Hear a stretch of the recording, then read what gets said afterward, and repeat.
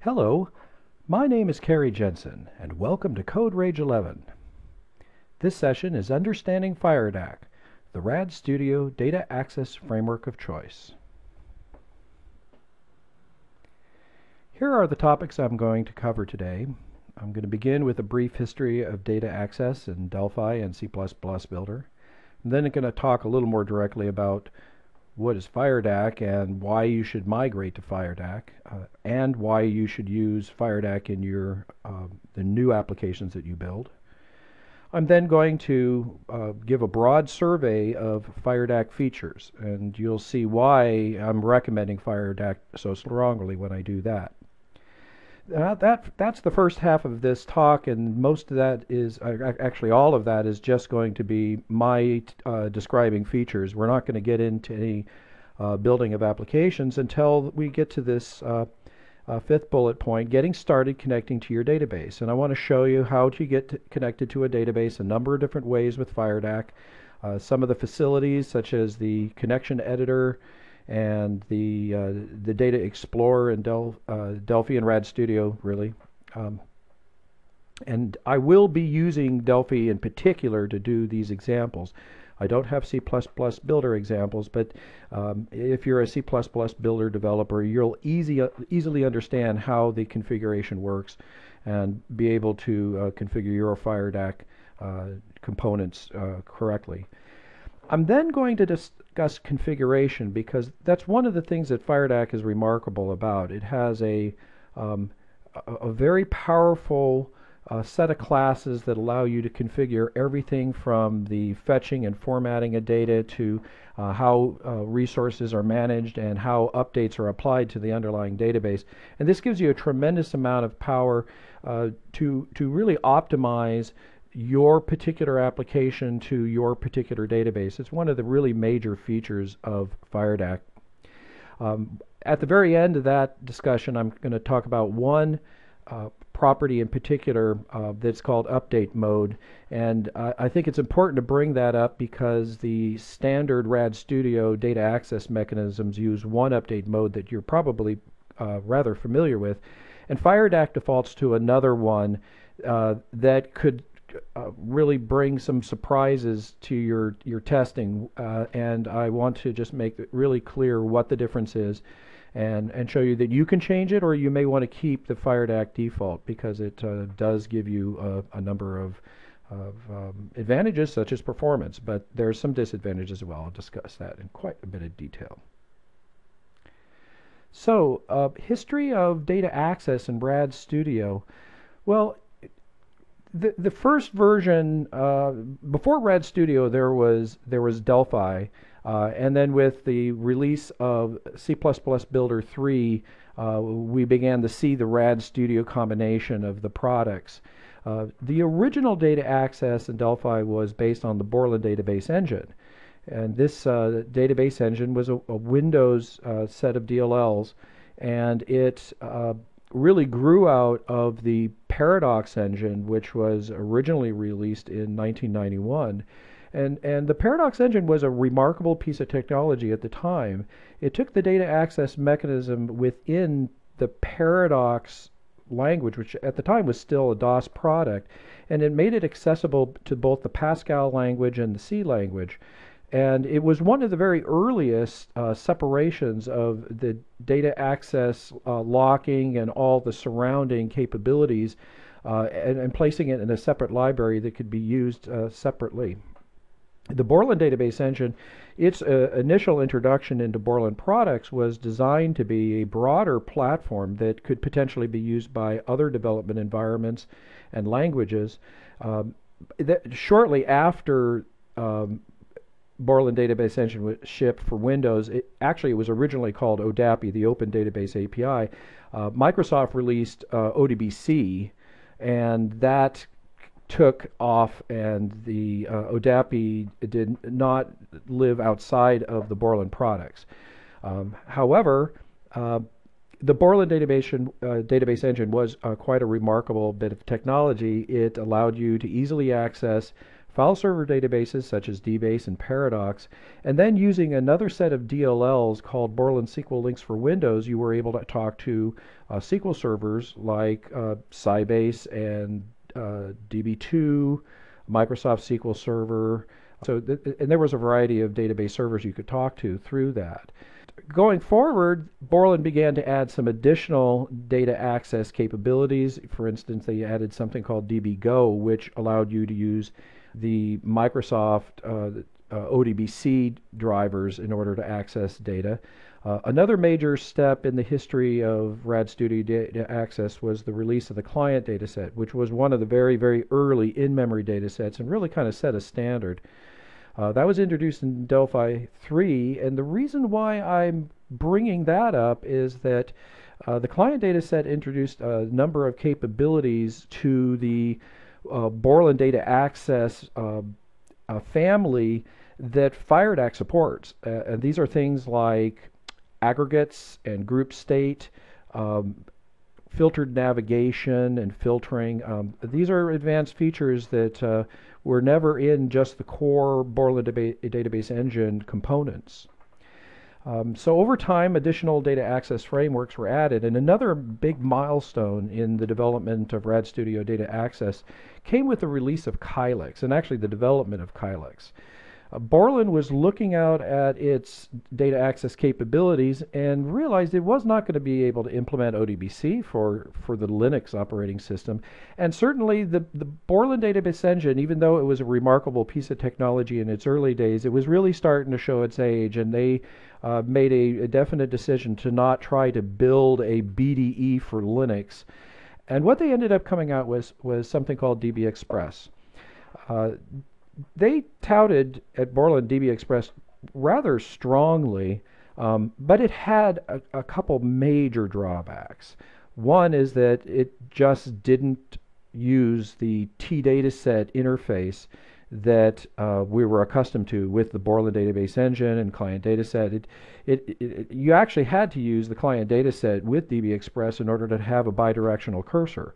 So even something as simple as calling the prior method on a data set, you couldn't do that with a DB Express data set. What you had to do is load the entire result set that a DB Express query or stored proc result set would have. You'd had to load that entire thing into a client data set.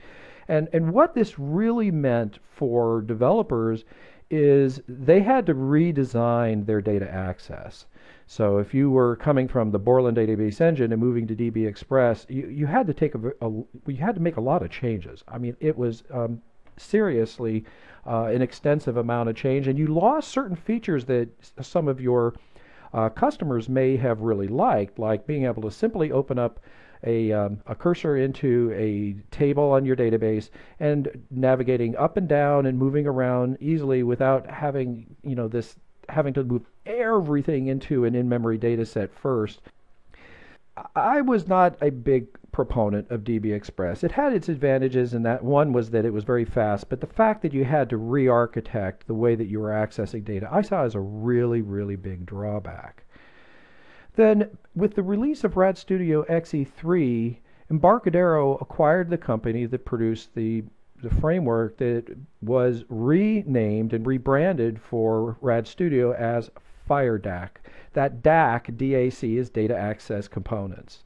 And of course, the Fire is kind of related to the FMX or FireMonkey library, or although FireDAC is not specifically VCL or FireMonkey.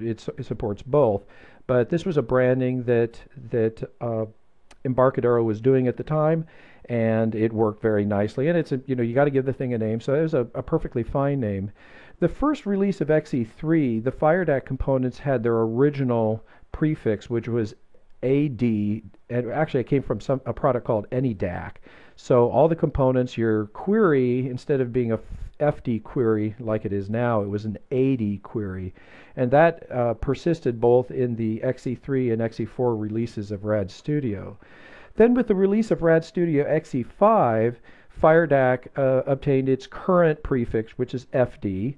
And so we have FD connection, FD query, FD command, and so forth. And that has remained consistent up until today's most recent versions. Also over this time, FireDAC evolved and matured quite a bit. Some features were added, such as field options, and I'm not going to talk specifically about field options today, but that was introduced, I believe it was in XE7. There was some fine-tuning of how some of the technologies worked, and really has matured beautifully.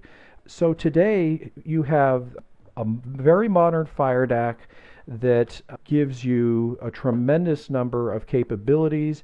It's very stable, it's very accessible. And one of the things we'll learn as I talk about the capabilities of FireDAC is it has a remarkable compatibility with the original T dataset philosophy that it represents data access in RAD Studio. Specifically, BDE applications, just about any, and I think all, should say, all commands that you can issue using BDE components, there is a corresponding value, compatible value in FireDAC. And in fact, you can migrate BDE applications to FireDAC largely by running a tool called Refind, and it ships with RAD Studio, so you can find it there in the bin directory with the other executables of RAD Studio. And it takes responsibility for moving most of your BDE components over to FireDAC components. Now, you may be saying, hey, I haven't used the BDE in many, many years, but I can tell you that there are a lot of applications out there still designed around the BDE, or at least there were before FireDAC came out, because the migration process, there was just no really smooth and compatible, perfectly compatible BDE applications to the other data access. So with FireDAC, you do have a very highly compatible migration path between the BDE and FireDAC, and that is a really big deal. So we have now in the RAD Studio products, we have a extremely capable and beautiful data access framework. So what is it? It's a comprehensive data access framework that provides you with components for managing every aspect of your connection to the database. You can connect to a database, you can define properties that are shared by multiple connections, maybe even multiple connections to multiple databases. You have a variety of T dataset descendants that are just completely compatible with the BDE versions, and that may not impress you, but it is very impressive to a lot of people, and it's an important thing. It allows you to really consider migration to legacy applications. So the FD query, the FD table, the FD mem table, the FD stored proc, they have a collection of capabilities that match one for one the original BDE applications, and in addition, they also match the additional capabilities such as aggregates, filtered navigation, persistence, cached updates, and many other things that the client dataset introduced. So essentially, FireDAC has the best of all worlds in terms of traditional T dataset capability wrapped up into a comprehensive set of components for accessing data from your data connections. So let's consider the question, should you migrate to FireDAC? The answer is yes. I have started not only building all my new applications using FireDAC, I'm a firm believer that now's the time to consider planning for the migration of your legacy applications to use FireDAC. It's that good. And why should you consider it? You should consider it because of the incredible amount of features that FireDAC brings. There's the incredible T dataset compatibility that I described. It has absolutely perfect migration path from the BDE, but it lives and it supports the capabilities that you expect within T data sets in terms of how it navigates records, how it pages through records. It's just, the compatibility is extremely high. FireDAC has incredible cross-platform support. In essence, it supports all of the compilation platforms that RAD Studio supports. So you have support for 32-bit and 64-bit Windows. You have support for the Mac's OS X. You have support for iPhone. You have support for Android. Exceptional support for databases. There are so many databases supported by native drivers in FireDAC, and these include DB2, Interbase, Oracle, Microsoft SQL Server, Sybase, Advantage Database Server, SQLite, and others. There's also support, there's these bridging drivers. So there's a FireDAC driver for ODBC, which basically allows you to attach to virtually any database for which there is an ODBC driver. And in recent versions of FireDAC, there's support for MongoDB and Teradata. So it's just really amazing the number of databases that's supported. Many of them with native drivers, and then there's a few bridging drivers out there, one for DB Express drivers and the ODBC, and there's also one for DataSnap. FireDAC is highly configurable, and I won't go into a lot of detail now because I'll talk about this later. It's very configurable. Every aspect of data acquisition, formatting, data type mapping through resource management and updates to the database and transaction support is all highly configurable so that you can optimize the operations specific to your needs and your database.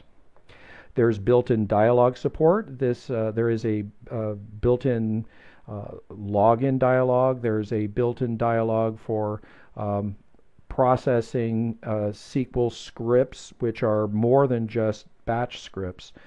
There's a dialogue. There's dialogue support for asynchronous queries. So that's built in. So there's one more piece that you don't have to build and you can just use. I mentioned data type mapping. If you are writing an application that supports 2 or more database servers, as you know, their data types aren't always completely compatible, and what you can do is basically pick one standard and say, okay, this is a type of integer that I am using in my application level.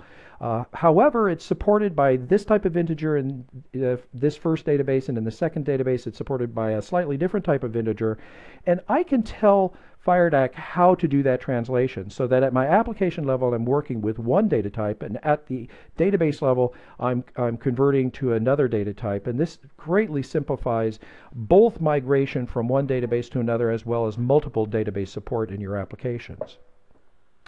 Result set persistence. We can write the data stored in any of our T data sets, not just our in-memory data set, but for instance an FD query, we can write that to a file and then retrieve it later.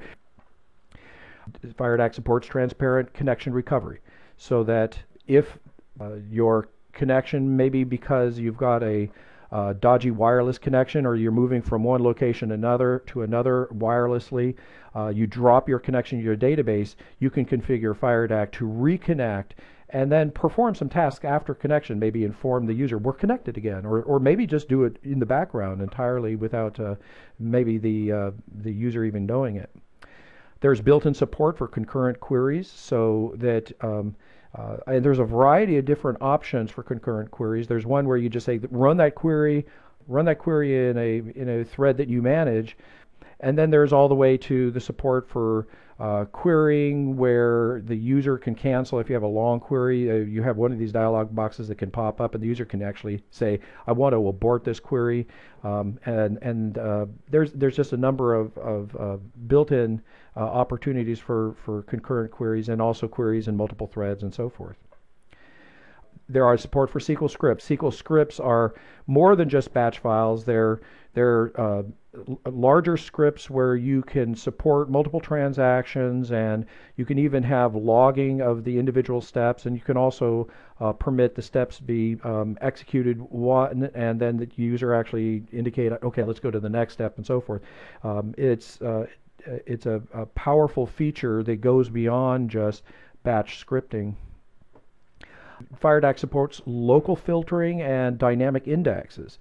In other words, you can do a query and then in the application build an index on the fly so that it can perform either both sort by that index that you want and perform operations such as find key and locate, leveraging that index.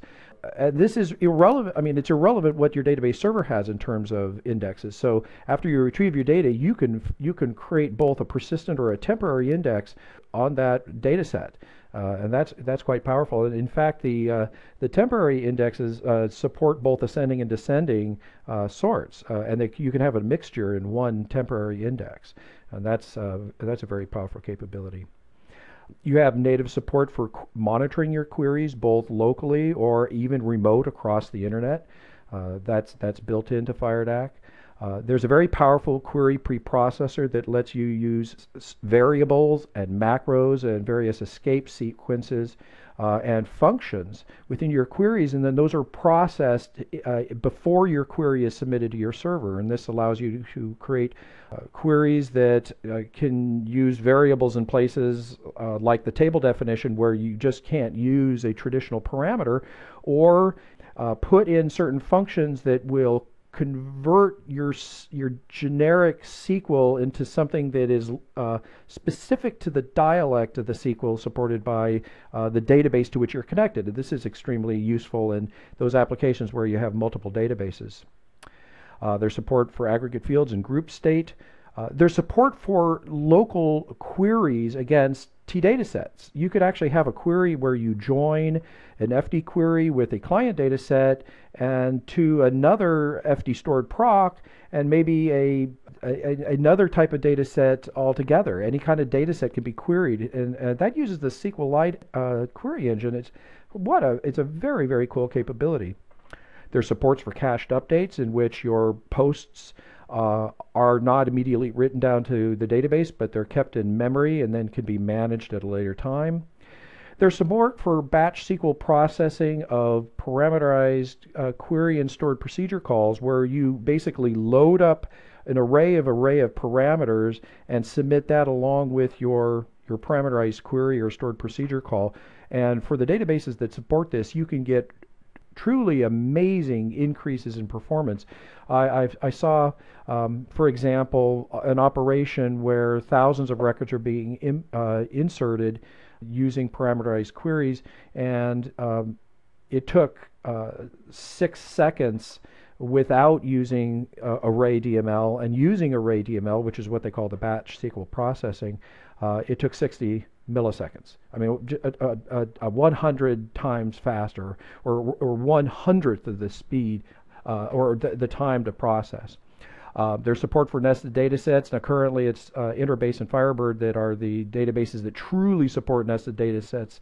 But if a database doesn't support nested data sets but does support save points, then FireDAC will emulate having nested transactions.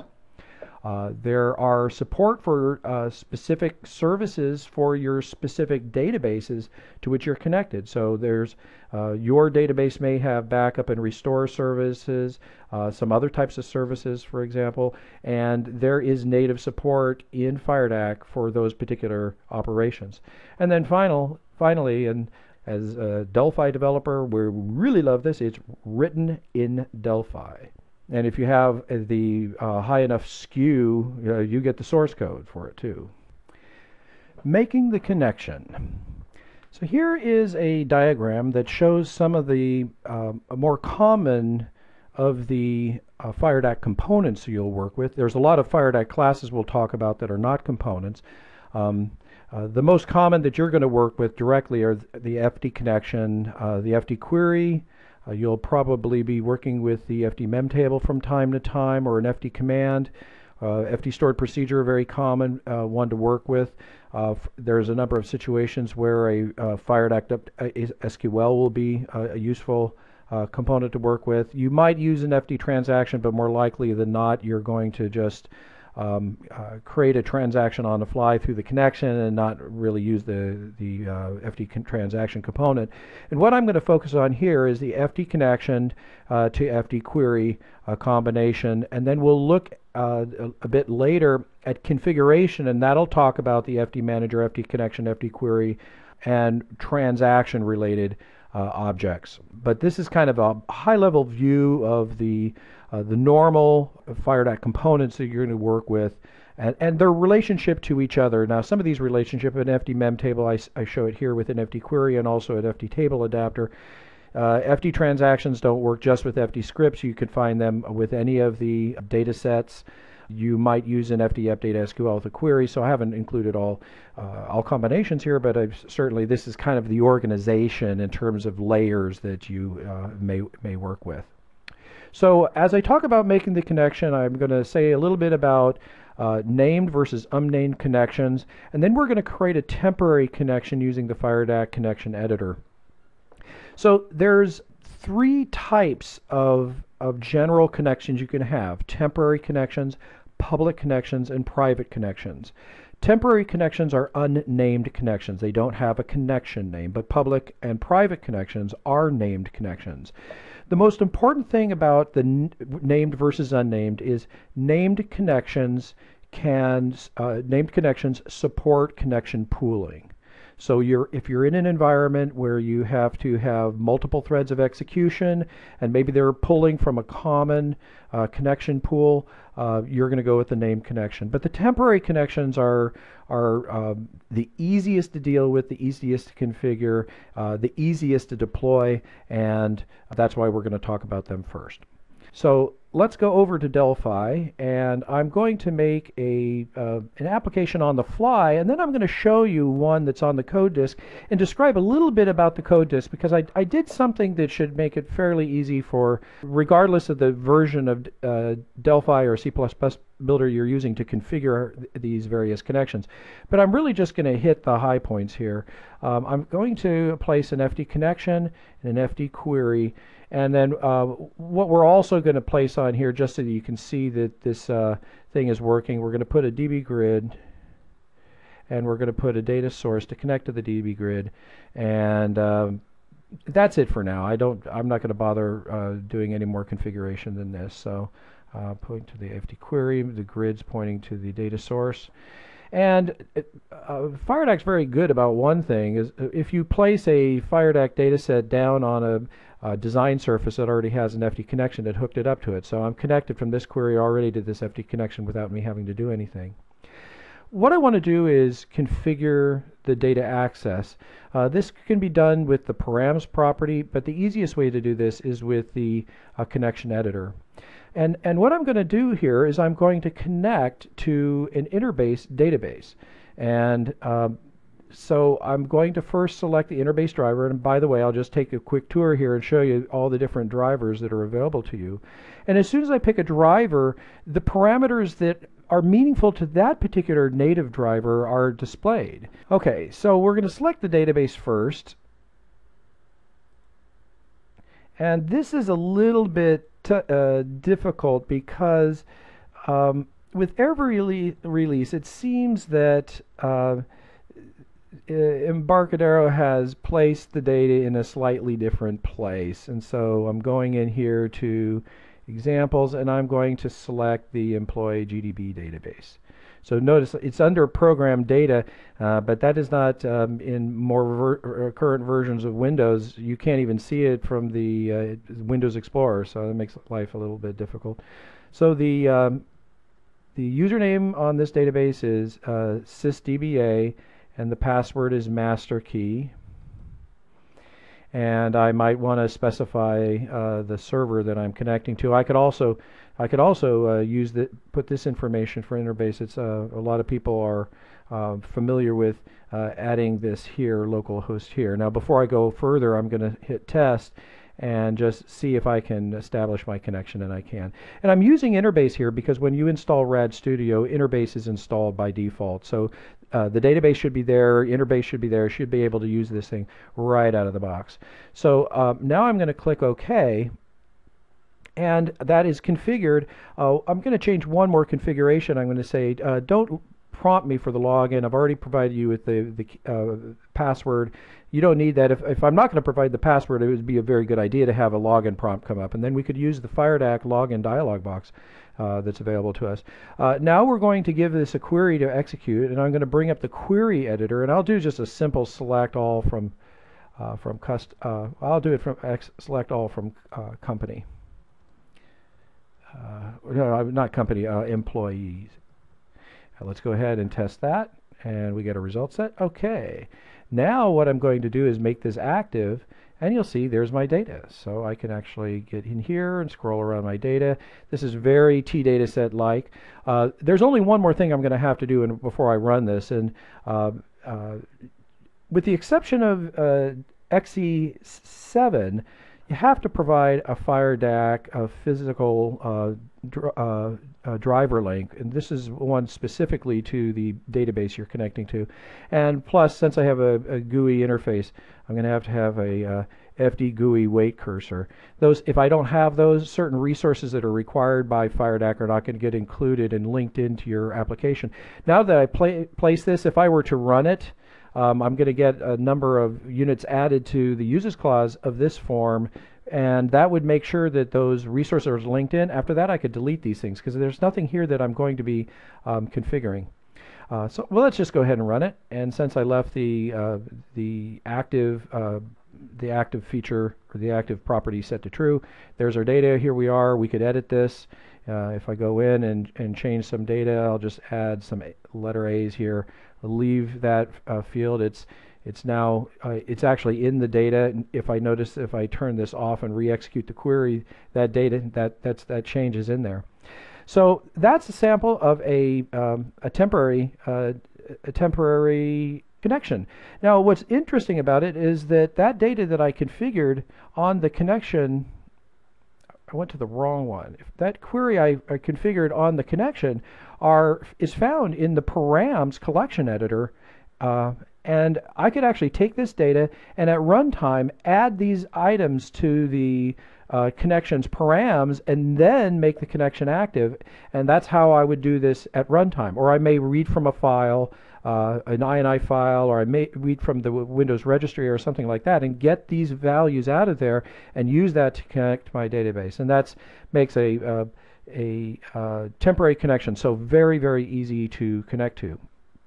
So I'm just going to toss this away and then bring up a project that I have created that mimics this project. It's actually the code disk version of the project, and it's found, you'll see it on the slide at the very end. I'm going to show you this, and this is my temp connection project. And this project has a data module, but this is what I've done is I've got a shared directory, and in that shared directory I have a data module, and what that data module does is it makes a connection. And to make this really simple for you, what I've done is I've created a single constant that has the path to the database in this particular version. This is the Berlin version.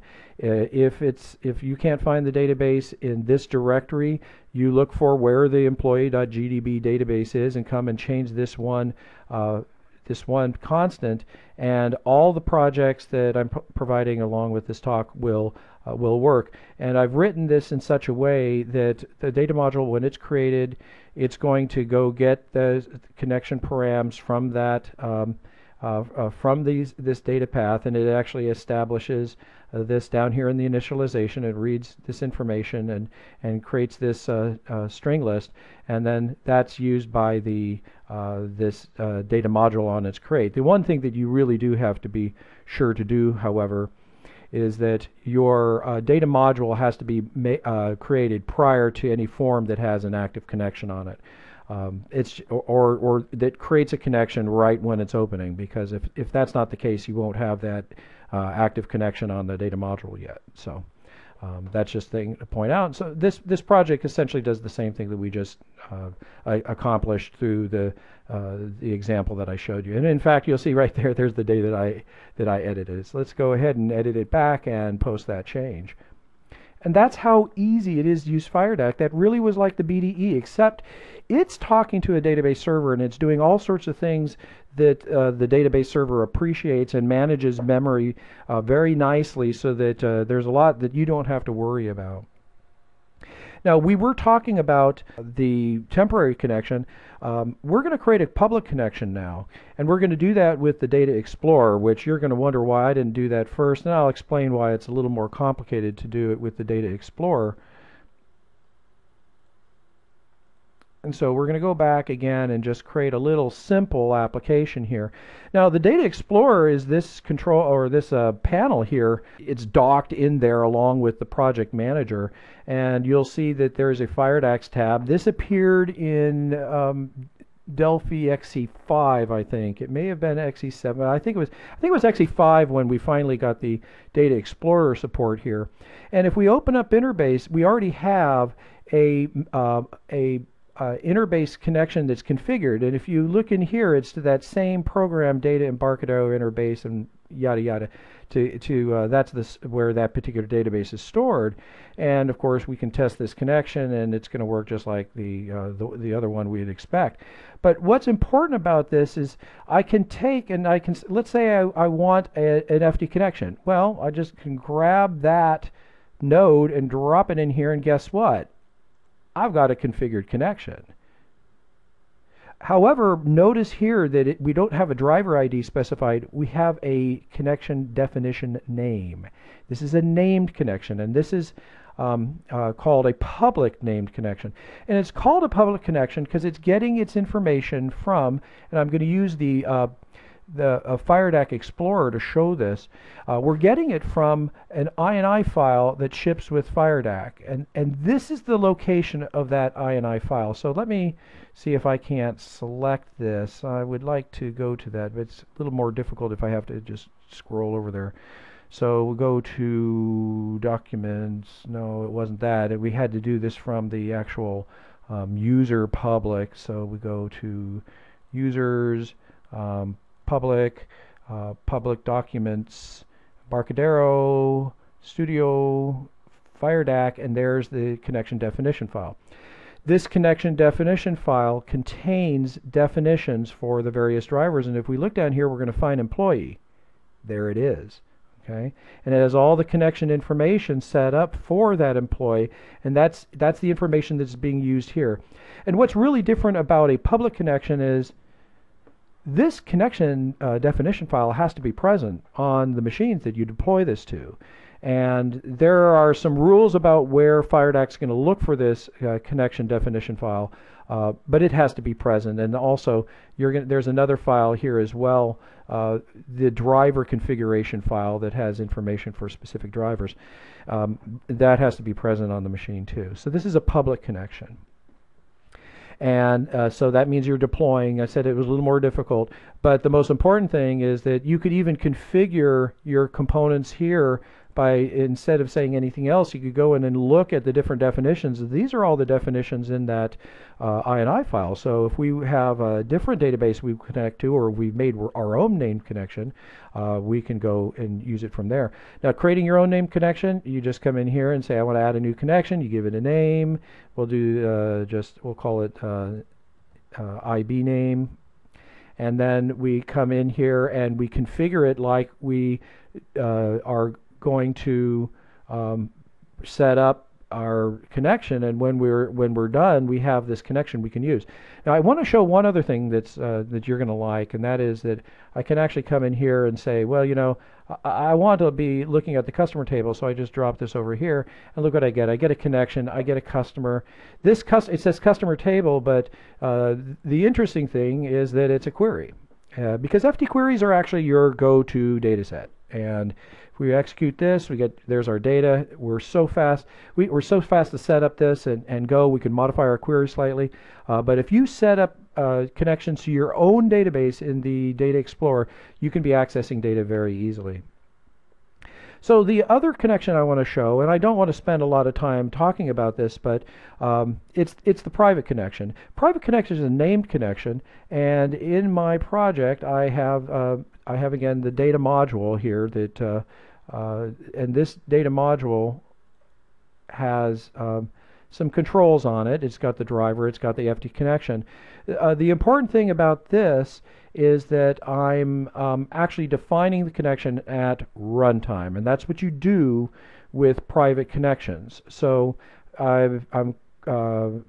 here's an example of how we do this manually, but in this case I'm actually going over and getting my connection params over here and connecting it to a T-strings, and then I'm saying FD manager connect connection def, and I'm giving it a name, a driver, and the parameters of that driver. And this, of course, is how the parameters might look if you were doing this in code. You might be reading it from an INI file to the registry or getting it from some other location.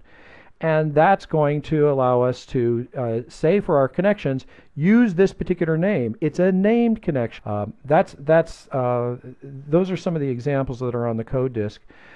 What I want to talk about now is the configuring of FireDAC components. And you may recall, if we go back just briefly, to this example, we have a FireDAC manager. That is a singleton object. If you do not place a FD manager component onto your project, one is created for you, and any connection that's placed uses that one. But FireDAC manager has properties, and all connections connected to that FireDAC manager inherit those properties. And then for a particular FireDAC connection, any of the FireDAC data sets that connect to that connection inherit the properties still. So it's property inheritance. It's very, very powerful. So going back down here, you have the FireDAC manager to the FD connection, and then any of the FD adapted data sets inherit properties from them. And these properties are, I call them shared properties because they're classes that inherit from their ancestors. And not their ancestors, the object to which they're connected. So the data sets connect to connections. Connections connect to the FD manager. And these shared properties are fetch options, format options, resource options, and update options. And let's go back over to, I'm really going to just demonstrate this with an FD connection because there's some limited time here. These properties are represented by classes. So here are our fetch options, and you'll see that there's quite a few of them. Now, if I'm connected to an FD connection, or if I'm connected to FD manager, my assignments come from the FD manager, unless I change something. So if I do something in particular, I say detail optimizer, turn that off, suddenly you'll know this assigned properties value gets some data, in this case a flag is set, that basically says no longer inherit that from the thing to which you are connected. So you won't no longer inherit from the FD manager. And this is true about all these properties have an assigned value. So I'm actually going to turn that off because I don't want assigned values. I want to inherit from my connected object. And there's also the format options, and there's the resource options, and there's the update options, and they're pretty overwhelming. But one thing that'll make it very easy to work with is, and here are the update options, is that when you're in the connection editor, so I'm not going to mess with that. When you're in the connection editor, you could come over this page for options, and it has these hand holders, and I say hand holders because it's holding your hand and setting these properties. It allows you to see a particular, like the format options, or here's the fetch options, and general fetching, here are parameters you set, and these all are associated also with properties in the corresponding property over here. The update options, the resource options, all of them, these are the various values you can set. Now, there are a couple properties of a particular shared object, shared property that isn't here, and that's because a couple of these cases there are some slight variations. For instance, the FD connection will use a particular property like a format options. No, that's not a good one. Resource options, and then there's another option called FD top resource options, and one that's FD bottom resource options. And I may have gotten that wrong with particular. It could be the update options that really had the top and bottom, but there are some slight variations, and so you won't find all of these fields in every one of the particular components in this stack. In this stack here. And there is one that is not inherited, and that's the FD TX options for transactions, and there's no inheritance there. But there are two classes, the FD connection and the FD transaction, that have a copy of this class and allows you to configure. So the last thing I want to talk about is one particular configuration. So the last thing I want to talk about is one particular property, and that property is in the update options, and it's called update mode. And you'll see that here on my FD connection, update mode is up where key only.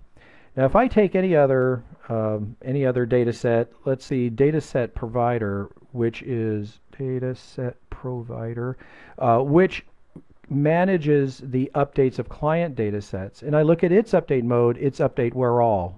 And we also have these three settings, the same three settings that we have on update options in a update mode, the update options we have here. So update where key only says use just the primary keys of the result set to locate the records that you're applying the update to. Update where change says use the primary keys plus any field that's changed. And what that basically says that I'm going to write data back as someone else also read that record when I read my record, and now we're both trying to write back, but one goes first and one goes second. As long as we didn't change the primary key, and which is you don't do that typically, and then as long as you also don't change the same other set of fields, then your data gets merged together. The most conservative of these settings is update where all. And in update where all fields with the exception of blobs appear in the where clause of your update and delete statements to apply the changes to the underlying database. And what that means is the first person, so let's say you have 2 or 3 or more users have read these records into memory, and now they've all changed one particular record. The first one to post the change will apply the change. Every other person will fail to post the change because the same record is no longer found. Something has changed in it, with the exception of testing blob fields. That's very conservative, but that's typically the way we think about updates, and that's exactly what the dataset provider does with the client dataset. It does an update where all, which means the first person to write the changes wins the race. Everybody else will get a message saying that that record's been changed by someone else, and what they need to do is reread the record, and if they want to make a change from there, that's fine, do so. But in that case, just as long as no one else has changed that record since they read it, it'll apply. But with FireDAC, it's update where key only. And the nice thing about update where key only is really, really fast, because you're just checking to see that the same primary key exists there. The bad part is if there's 3 people that read the same record about the same time and all 3 write to it, the last person to write is the one that wins, and everybody succeeds. But if the third person wins, the first 2 don't realize it, but their data's not there anymore. It's been overwritten by the last person. And sometimes you want that speed, sometimes you want that behavior. But most database people, when they apply their updates, they don't want the last person to win, because the others that lose never know they lost. When you use an update where all, the first person to write wins, and everyone else loses and are told that they can't write. And that seems fair. So what could I do if I'm configuring my datasets in FireDAC and I do want to update where all? I just change it on the connection, and any data set that's connected to that connection is now going to inherit the update mode of up where all. And if I have one or a collection of the data sets that I really just want to update where key only, I can override it in those data sets. Okay, well, that's the end of my presentation. Thank you for attending this CodeRage session. To download the slides and sample code, go to jensendatasystems.com/CodeRageXI. If you'd like to learn more about the current Delphi Developer Days tour that I'm doing with Nick Hodges, please visit delphideveloperdays.com. I'm also completing a book on FireDAC, and it's going to be available either this December 2016 or January 2017. You can learn more about that at jensendatasystems.com/FireDAC book. If you'd like to learn about my previous book, Delphi In Depth Client Datasets, the second edition, you can go to jensendatasystems.com/CDS book. You can contact me at cjensen@jensendatasystems.com.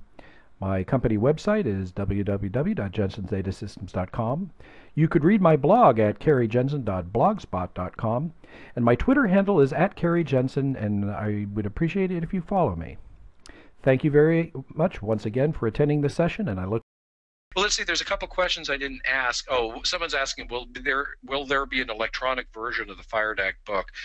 Yes. The last client dataset book, the Delphi In Depth Client Datasets, we did publish as both an electronic version and a hard copy version, and so I suspect we'll do that as well with the FireDAC book. I'm very excited about that book, by the way. It's been a long time coming. I've been very busy, but about a month and a half ago, Holger Flick, a German developer that I've known for quite some time, sent me a few emails asking about the client dataset book, and it was clear that he was interested in some FireDAC stuff, and so he really did kind of spur me on. And as soon as I finished the Delphi Developer Days book material, which, by the way, the book you get when you go to Delphi Developer Days is 400 pages long. Nick and I wrote that, and soon the day after I finished that book, I started writing the FireDAC book, and I'm well into it. I'm going to complete it in December, and we're going to publish it in January. I do have a couple copies of that book from your Delphi Developer Days from when I've attended it. It's a fantastic book. It's one of those things that we're very proud. Yeah, you we're very look through proud it of it. and you reference it later. It's a tremendous amount of work, but that's why, that's one of the things we do. I mean, Delphi Developer Days, I think it separates itself from other types of events because we do provide written material for all the sessions, and it takes a great deal of effort, but it is something that, back in the day, Jim, I mean, I started speaking at conferences back in the 80s, and at that time, all speakers were required to submit a chapter or a paper. Yes. Okay, a paper to support their talk, and some time in the late 90s that went away, but in all the tours and the seminar tours that I've done, I've always provided the written material, even when it was falling off in other seminars. So when we did all the Delphi World tours, everyone got a booklet that had the presentation and the material and discussion of the code. When we went from Delphi Delphi World Tour, the last Delphi World Tour was with Delphi 5. We went to Delphi development seminars. We had material. Delphi Developer Days, Loy Anderson and myself started that in 2001, and there's always been a book. So, yes, that's... Yep. I remember back writing papers for talking at conferences. Okay. It supports... the question is, does FireDAC rely on pessimistic or optimistic locking? Well, that's the thing. It's not FireDAC, it's your database. And FireDAC does an extraordinary job of exposing the capabilities of your database. So if your database supports pessimistic locking, which is really not something that a SQL database does. Most SQL databases do not do that. That's really more in the realm of the file server databases like MS Access, Paradox, DBase, and so forth. But if your database does support it, then FireDAC supports it. One of the options in the configurations that I was talking about there in the talk was that you can configure pessimistic locking, but in fact that's not available in most databases. It's usually optimistic locking, which is basically, especially when you do update where all. When you do update where all, you're basically saying, I'm going to update this record if I can find it. And if it's not there, well, there's nothing to update. You can't lock it in advance, and that's true. I mean, you look at Microsoft SQL Server interface. You don't lock a record because that's a performance bottleneck. But and a lot of people that came back in my day, because I was a developer of file server databases. I started off with Paradox back in the late 80s, and there you could lock a record, and it was great. You felt real good about yourself because once you started editing that record, it was locked. But that doesn't make sense in a very high transaction environment where lots and lots of records are being modified, inserted, deleted. It makes no sense to lock that record. It's a performance bottleneck. So, and really, when you move from a file server database to a remote database server, in short, you get over that real quick because the competition for resources typically is very low. And when it happens, the first person to write the record should win, and anybody else should lose. And not lose, but be informed that that record has changed since they read it, and that they have to read it again so they can see if they actually need to post that change. Yep. Yeah. Exactly. So I see there's a series of questions here about MongoDB and FireDAC, which is MongoDB is a cool database, and the way FireDAC handles it is pretty fun, I think. So you're talking about you can do a join between a FireDAC and MongoDB. How do you do that since FireDAC or MongoDB doesn't have indexes, and that just seems like voodoo. One of the cool things about FireDAC, and it just like I said in my talk, it's a super T data set. It has capabilities that far exceed any other data access mechanism included in RAD Studio. And so basically what happens, let's say I query my database and I bring it into a FireDAC query. So I went out and I selected, let's say I selected 500 records. I said select these fields where this condition exists, and I get 500 records in memory. That's in that FireDAC query. Now to the FireDAC query I can say index field names equals, and then I could have a semicolon separated list of field names, and it's going to build an index in memory.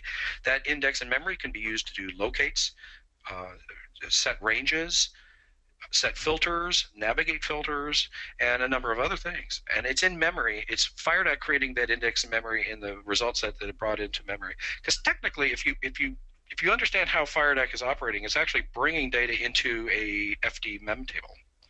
And that FD mem table has all these capabilities. Right. Yeah. Now, as you navigate through data, it's going to go fetching data. It's paging data into memory. So your response time is fast. And of course, all of this is configurable. All of it is configurable. So you can say, I want to get all the data at once. Don't just grab the first 50 records you find and throw it into memory and let me work with that. Actually, go get all the records. Yeah, that's one thing I like about FireDAC, honestly, is that you can, it's easy to get going, but then when you're like, well, I kind of want to do this, it's like, oh, it's right there, I can do that. And then it just keeps unveiling more and more potential and more power of what you can do. I'm so impressed with FireDAC. I was very, very happy when Delphi XE3 shipped, or I should say RAD Studio XE3, excuse me, this is a RAD Studio talk. But I'm a Delphi guy, okay? So I was so happy that FireDAC came into the fold because it basically solved a need that's been around for a very long time, to have a beautiful, high-performance data access mechanism that also stayed true to the T-data set interface. It's gotten better and better with each release. And one thing, I have to say, one thing that I failed to really push in my presentation was that if you're using RAD Studio, use one of the latest versions. If you're not using Berlin, please be at least using XE8, if not Seattle or Berlin. If you're with the latest versions of RAD Studio, you are working with an extraordinary collection of things, including FireDAC. FireDAC has continued to improve with every release, and right now, this is actually why I think it was time for a FireDAC book.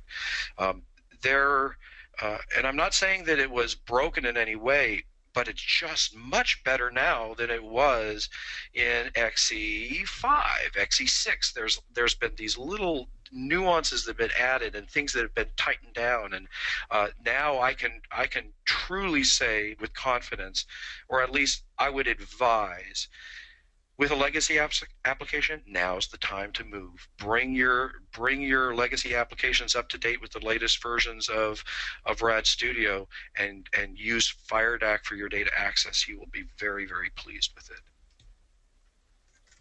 Excellent. Yeah, that good to hear. I really enjoyed FireDAC, and it's a huge step forward, I think. I'm a huge fan of the local SQL. I know you talked about that, and the ability to do joins between data that would not otherwise be available. And I can't tell you how many times in the past I've wished I could do that. Right? I wished I could do some SQL with local data. For years, people have been telling me, asking me, is there a SQL engine in the client data set? No, there's not. They said, well, there's a command text property in the client data set. And I said, well, that's passed through SQL. With FireDAC, you actually have FireDAC utilizes the SQLite query engine, and then that allows you to perform these queries, and it supports the entire syntax of SQLite.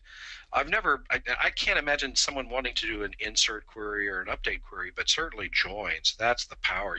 Joins with subqueries, and being able to link between any T data set, a client data set, to a FireDAC query, to a SQL data set, to an IB data set. I mean, it's remarkable that you have that capability. So it allows you to go grab a bunch of data, and then with your user there, without incurring any traffic over the network, play what if with the data locally in memory. It is remarkable. It's a bit touchy to set up, though. You have to be very deliberate in the steps you take to setting it up. So for those of you who have tried it and been frustrated, I feel your pain. It is a bit touchy, but you're doing something that's really remarkable. Yeah, I went through the tutorial in the doc wiki and set up when I was doing a skill sprint on it, and I was so excited about that feature. And I think I had 5 different data sets from 5 different data sources, T client data set, a regular T table, and everything I could think of, and used local SQL and was able to do a join across all those different data sets. And it really just blew me away that you could do that. So let's see, a few more questions here. Let's see, when connecting FireDAC to Firebird database with tables that use GUIDs as primary keys, have trouble getting the data set returned with write access, as appears to be read-only. What kind of properties should be looking for at troubleshoot? The GUID is defined as a char 16 in character set objects. Well, a GUID is a char 16. The smallest GUID I know how to create is a char 22. So I don't even understand the question. I don't know the answer to that. That's a very, very specific thing. I would post that to the Embarcadero boards, and hopefully Dimitri will respond to that.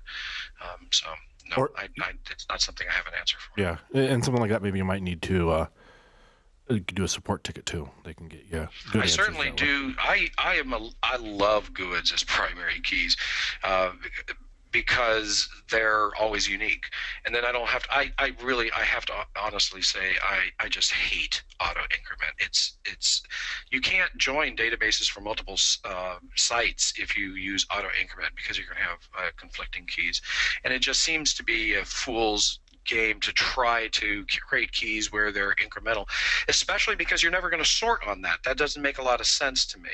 So I love GUIDs as primary keys, but I don't know the answer to that question. I wish we could talk forever, but are we stepping on someone else's time? Yeah, I actually just noticed that we are running out of time. We'll mention one last thing here. Someone asked about using FDMM table to store large data sets, and you said yes. Far more than client data set could do. There are limits since it's in memory, but you can still quite. Yeah, you're putting everything in memory. The FireDAC mem table, its design, its purpose is different from the client data set. So I see them as both important components in your RAD Studio toolkit. One thing that the FD mem table is great at is storing large really large amounts of data set. The client data set starts to get wobbly when you get up there at 100,000, 200,000 records. FireDAC main table is more capable there, and a lot of its operations are far faster than the client data set, but it's all in memory, so they're all very fast. Yep. All right. Well, excellent. Thank you, Cary. That was a fantastic session, and I'm excited to see the FireDAC book. I'm sure you'll give it an amazing treatment, as you always do. Thank you very much, and I will get that the CodeRage site up. It'll be up by tomorrow. I apologize, everyone. It's not up there now. Just note that location, CodeRageXI, under JensenDataSystems.com. You'll find it tomorrow. Sorry about that, but hey, thanks for the opportunity. I really love this. I'm a huge fan of FireDAC, and I want to see RAD Studio developers use it. Cool, great. Well, thank you so much. All right, take care. Take care, you too. Bye-bye. Bye, everyone.